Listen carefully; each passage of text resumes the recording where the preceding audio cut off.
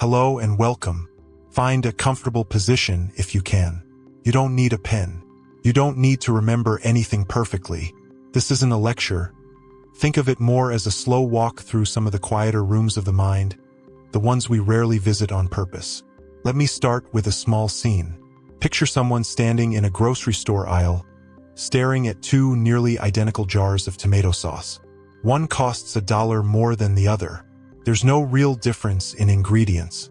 And yet, something in that person hesitates, weighs, and deliberates, as if the decision actually matters. It's a small moment, almost silly, really, but it says something important about how the mind works. We like to believe we're rational creatures, carefully weighing evidence before we act. In truth, most of our thinking happens quickly, quietly, and automatically, shaped by habits, emotions, and shortcuts we never chose and rarely notice. That's not a criticism. It's simply how the brain is built. It has to make thousands of decisions a day, and it can't afford to slow down and reason through every single one. So it relies on shortcuts, fast, efficient, usually helpful. Usually. The trouble starts when those shortcuts run the show in moments that actually deserve careful thought. A rushed decision at work. A snap judgment about a stranger. A belief we've held for years without ever really testing it. This is where critical thinking comes in.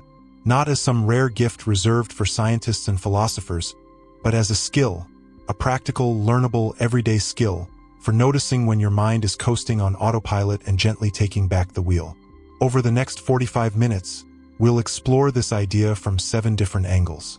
We'll talk about the invisible mental models we use to interpret the world, the stories we tell ourselves to make sense of things, the surprising power of how information is worded, the quiet pressure of the crowd, the discipline of pausing before reacting, what it really means to fail well, and finally, the art of seeing a situation from more than one angle at once. Along the way, I'll share some stories, some real in spirit, some imagined, but all true to life in the way they play out. Let them be less like lessons and more like company on this walk. There's no urgency here, no deadline, just a slow, honest look at how the mind works and how you might work with it a little better. Let's begin. Chapter 1. The Invisible Blueprint. Every one of us walks around with an invisible blueprint in our heads, a kind of mental map that tells us how the world works, what to expect, and how to interpret what we see. Psychologists sometimes call these mental models. We rarely notice them precisely because we're always looking through them, never at them. Let me tell you about a woman named Renata.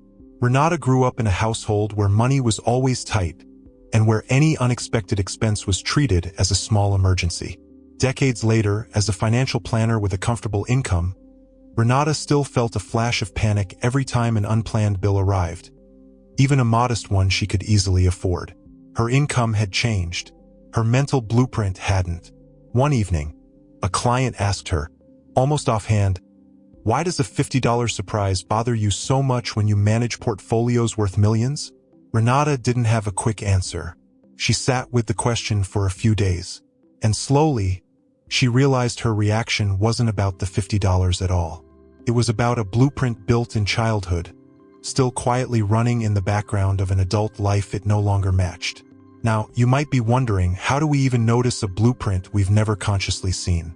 Here's a useful signal. Strong, disproportionate reactions. When your response to a situation feels bigger than the situation itself. When a small comment stings far more than it should, or a minor setback triggers a wave of dread, that gap is often a clue. It suggests an old blueprint is being activated, one built for a different time, a different set of circumstances, and possibly even a different version of you. Research on mental models suggests that we build these frameworks early, often in childhood or through repeated experience, and then apply them broadly, sometimes far outside the situations where they were originally useful. A blueprint built to survive a chaotic household might later cause someone to see danger in a perfectly stable relationship. A blueprint built by an overly critical teacher might cause someone to hear criticism and feedback that was actually neutral or even kind. Here's where it gets interesting. Once you notice a blueprint, you don't have to fight it or tear it down. You simply have to ask it a question. Is this still true here and now? Sometimes the answer is yes, old lessons often carry real wisdom. But sometimes the answer is no, and simply naming that gap is often enough to loosen the blueprint's grip. A practical way to try this. The next time you notice a reaction that feels stronger than the moment calls for, pause and ask yourself, quietly, what older situation might this be echoing? You don't need a full answer right away. Just asking the question begins to separate the present moment from the past pattern layered on top of it. Renata, for what it's worth, still feels a flicker of unease when a surprise bill arrives. But now, more often than not, she notices the flicker, smiles faintly, and says to herself, "There's the old blueprint again," before moving on with her day. That noticing, that's the beginning of everything we'll talk about today. Chapter 2. The story we tell ourselves. Human beings are, at their core, storytelling creatures. We don't just experience events. We narrate them, almost instantly, weaving raw facts into a story with a cause, a meaning, and a moral. This is an extraordinary ability. It's also, quite often, a trap. Consider a man named Oscar. Oscar sends a text message to an old friend, suggesting they catch up over dinner. A day passes. No reply. 2 days. Still nothing. By day 3, Oscar has built an entire narrative. His friend is upset with him and has grown distant, perhaps never valuing the friendship as much as Oscar thought. He replays old conversations, searching for the moment things went wrong. On day 4, his friend replies with a warm, apologetic message. She'd been in the hospital with her mother and hadn't checked her phone in days. The facts never changed. Only the story did. Psychologists observe that the human mind has an intense aversion to uncertainty. An unanswered question, "Why hasn't she replied?" creates a kind of mental itch, and the fastest way to scratch it is to fill in the blank with any story, even a painful one, rather than sit with not knowing. Studies on this tendency suggest that we'd often rather believe something negative and certain than remain in a state of positive but unresolved uncertainty. This matters far beyond text messages. It shapes how we interpret a boss's tone in a meeting, a partner's silence at dinner, or a friend's canceled plan. In each case, the raw facts are often thin, genuinely ambiguous, and the mind rushes to complete the picture, usually with whichever story feels most familiar, which is often not the kindest one. So, here's a practical insight. Whenever you catch yourself deep in a story about someone else's motives, especially a painful one, try treating it explicitly as a story, not a fact. Ask yourself, what actual evidence do I have for this, separate from how it feels? And then, deliberately try to construct at least one alternative story that fits the same facts. With Oscar, an alternative story might have been, "She's simply busy this week," or "Her phone died," or, as it turned out, "Something serious is happening in her life that has nothing to do with me at all." None of these alternatives required more evidence than the painful story did. They simply hadn't been considered. This little exercise, deliberately generating a second, third, even fourth possible story, is one of the simplest ways to loosen the grip of an anxious narrative. It doesn't erase uncertainty. It just keeps you from mistaking your fastest story for the truth. Here's where it gets interesting, though. This same habit also applies to the stories we tell about ourselves. "I always mess things up. I'm just not a numbers person. People like me don't get chances like that." These aren't facts either. They're narratives, built from a handful of past experiences and then applied broadly, often long after they've stopped being useful or accurate. If a familiar self-story just came to mind while listening, try, gently, asking it the same question. What's the evidence, really? And what's just the story I've told so many times it started to feel true? Chapter 3. The Weight of Words. Here's something that might surprise you. The exact same facts, worded 2 different ways, can lead people to 2 completely different decisions. This isn't a flaw limited to careless thinkers. Research on framing effects shows this happens even among trained doctors, judges, and financial experts. Let's take an example. Imagine 2 versions of the same medical information. In one version, a treatment is described as having a 90% survival rate. In the other, the identical treatment is described as having a 10% mortality rate. The numbers are mathematically identical, and yet, study after study shows that people, including medical professionals, respond far more favorably to the first version than the second, even though nothing about the actual treatment has changed. This is the weight of words. Language doesn't just describe reality, it quietly shapes how we feel about it, often before we've consciously registered any of the facts at all. Let me tell you about a small business owner named Callum. Callum was negotiating a contract, and the other party described their standard fee as only a 5% commission. Framed that way, it sounded modest, almost generous. Later, doing his own math, Callum realized that a 5% commission on the volume of business involved worked out to a substantial sum. One that, if described up front as a payment of this size, would have prompted him to negotiate far harder. Nothing about the deal had changed.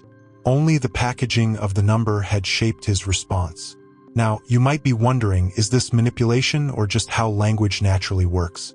Often, it's simply the second and innocent, almost unavoidable feature of how we all communicate.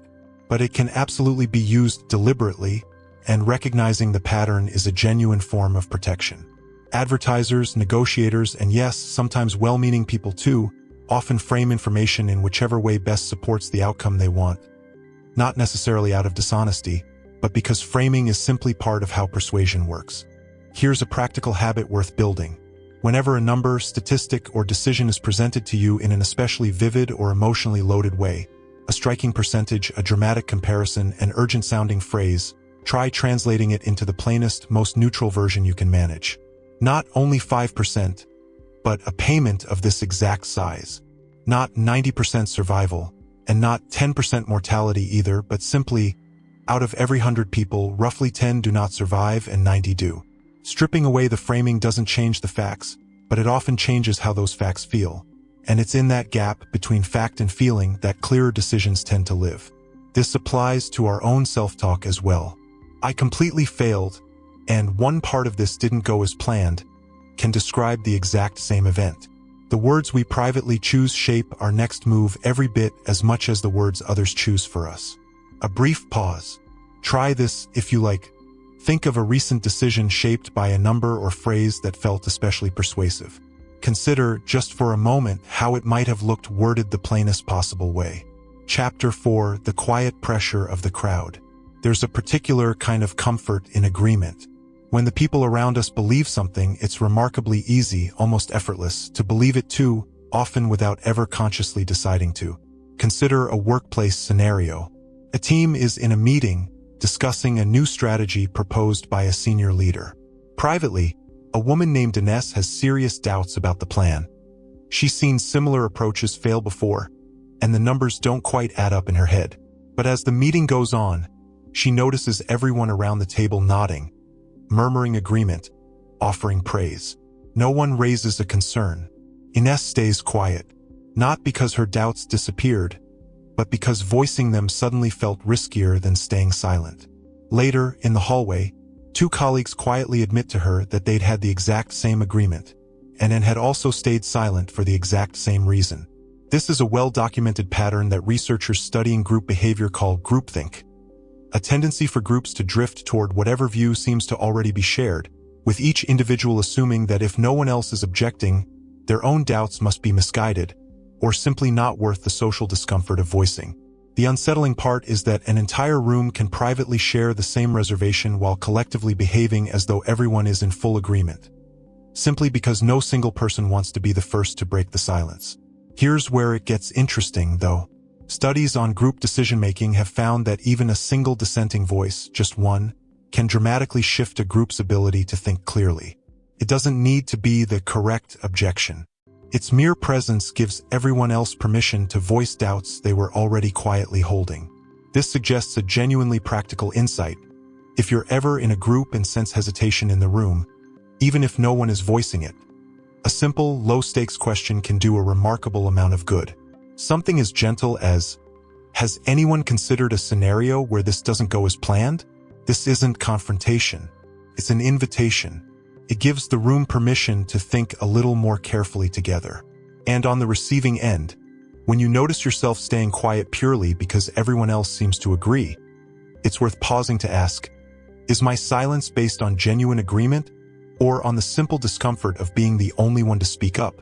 Those are two very different reasons to stay quiet, and only one of them reflects real thinking. It's worth remembering that groups aren't wise or foolish by nature. They become one or the other based on whether the people within them feel safe enough to think out loud. Chapter 4. The quiet pressure of the crowd. There's a particular kind of comfort in agreement.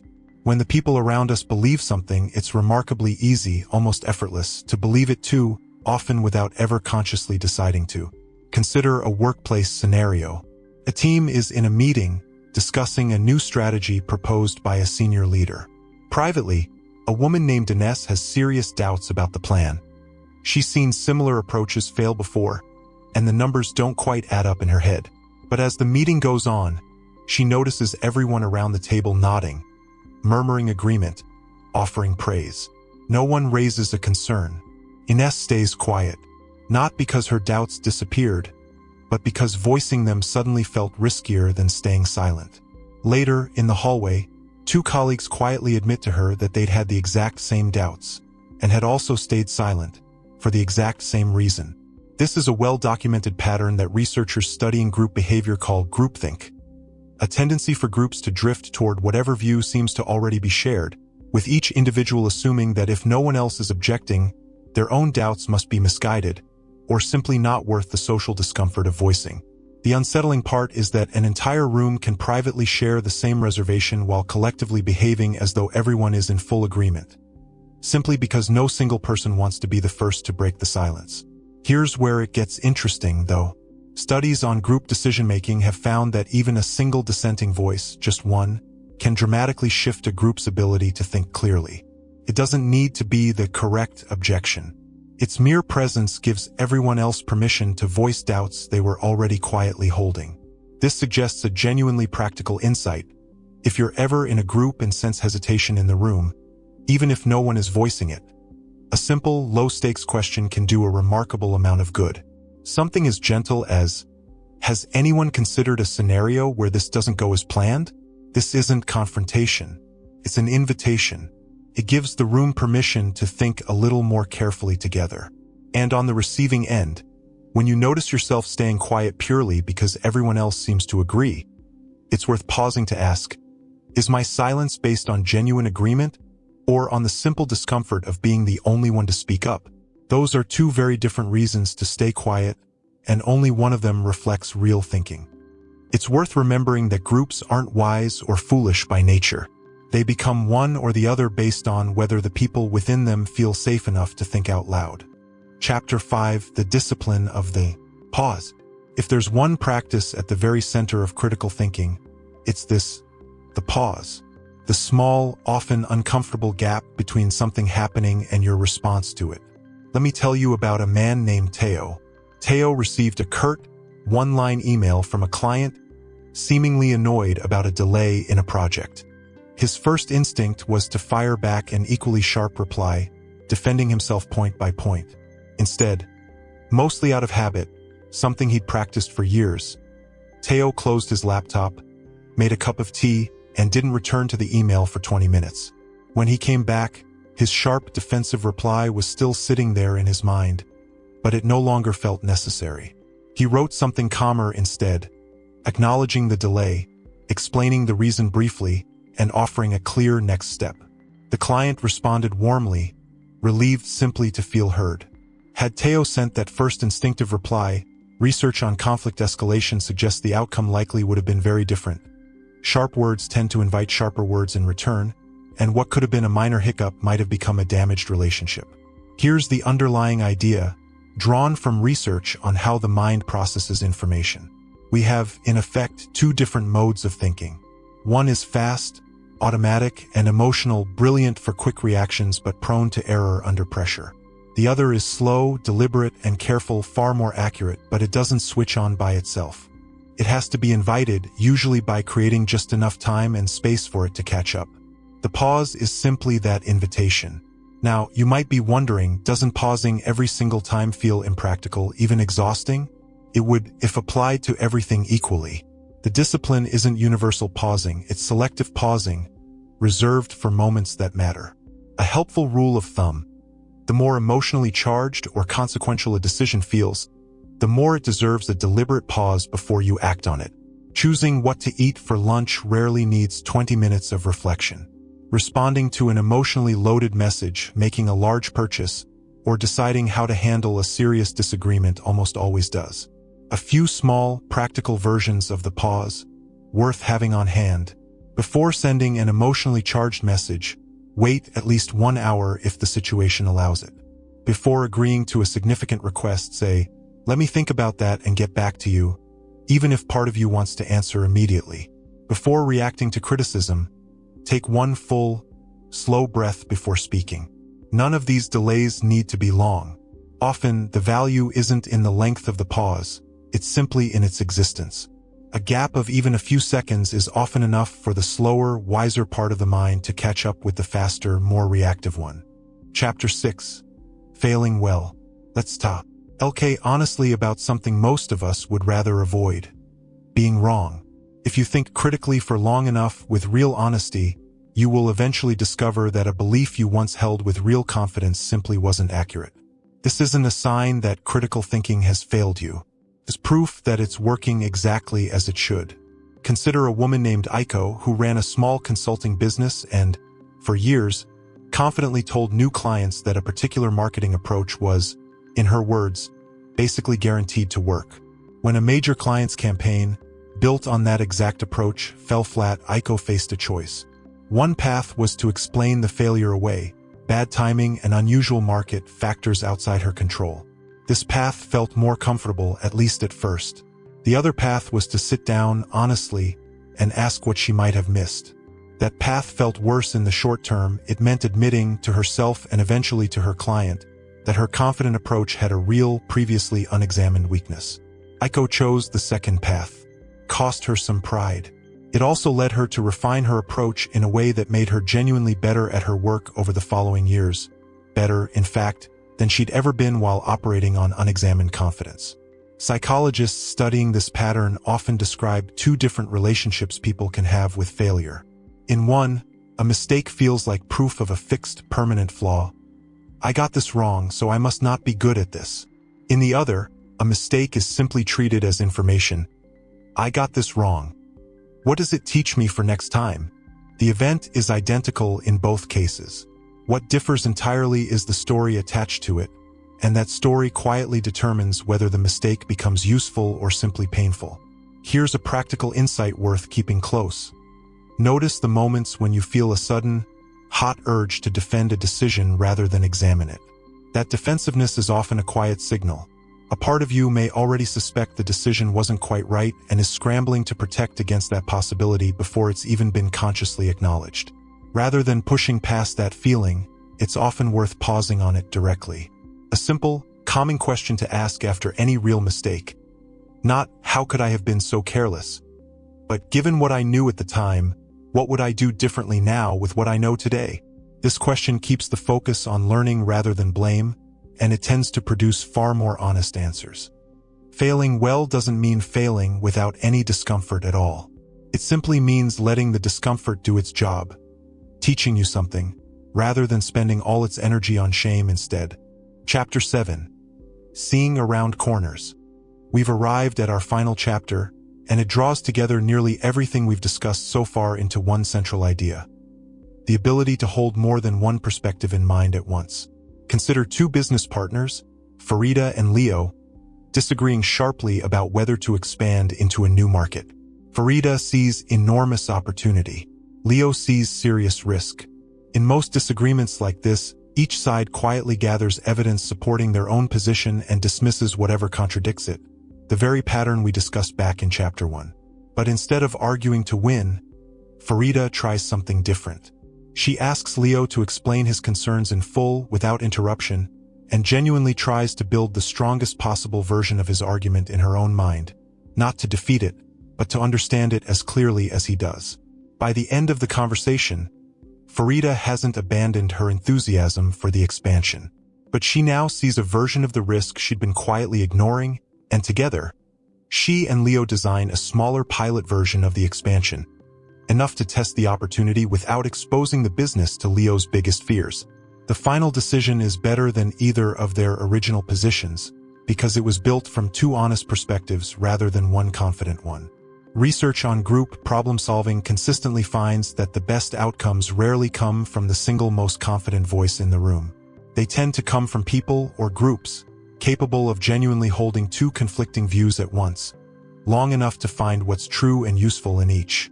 This is, in many ways, where every earlier chapter has been quietly leading. Recognizing your own mental blueprint frees you to consider a perspective that doesn't match it.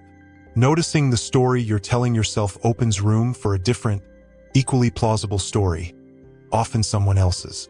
Understanding how words shape feeling helps you hear another person's framing without being swept along by it uncritically. Recognizing the quiet pressure of the crowd gives you the courage to hold a differing view, at least long enough to examine it honestly. The pause gives you the time flexible thinking actually requires. And making peace with being wrong is what makes real flexibility possible in the first place, because a mind terrified of error can never hold a second perspective for very long. It's too busy defending the first. A genuinely flexible mind isn't hesitant or wishy-washy, commits to decisions and acts on them fully. It simply holds its conclusions the way a careful craftsman holds a tool, firmly enough to use it well, loosely enough to set it down the moment a better one appears. If there's one habit worth carrying forward from this final chapter, it's a simple question, asked sincerely in moments of disagreement. What does the other side of this actually look like, in its strongest form? Not to win the argument faster, just to see a little further around the corner than you could on your own. Conclusion: we've walked through a good deal of ground together, the invisible blueprint quietly shaping how you interpret the world. The stories the mind writes to fill in uncertainty, the subtle weight that words carry, often without our noticing, the quiet pressure of the crowd and the surprising power of a single honest voice. The discipline of the pause is small and unglamorous, and yet one of the most powerful habits available to any of us. The gentler, more useful relationship it's possible to build with your own mistakes. And finally, the flexible, open kind of mind that can hold more than one view long enough to find what's genuinely true in each. If there's one thing worth carrying forward from all of this, let it be a simple realization. Critical thinking was never about being the smartest person in the room or having a rare, unteachable gift for logic. It's a practice, quiet, repeatable, built one small pause at a time. A breath before reacting, a question before assuming, a moment of honest curiosity before certainty sets in. You won't do this perfectly.